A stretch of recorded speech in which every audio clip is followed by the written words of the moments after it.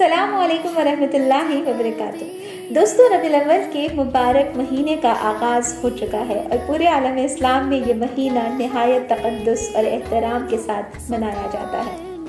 اس مہینے میں تمام عاشقان رسول اپنے رسول صلی اللہ علیہ وسلم کی خدمت میں ہدیہ عقیدت پیش کرتے ہیں۔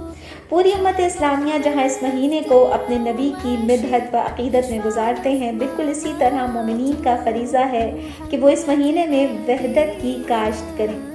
اس مبارک مہینے میں، اس بہار کے مہینے میں ہمیں چاہیے کہ ہم ایک ایسا کام بھی کریں جس سے ہمارے پیارے نبی صلی اللہ علیہ وسلم کو بھی خوشی فراہم ہو جائے، اور اللہ کے رسول کی خوشی امت کی وحدت اور بھائی چارے میں ہے۔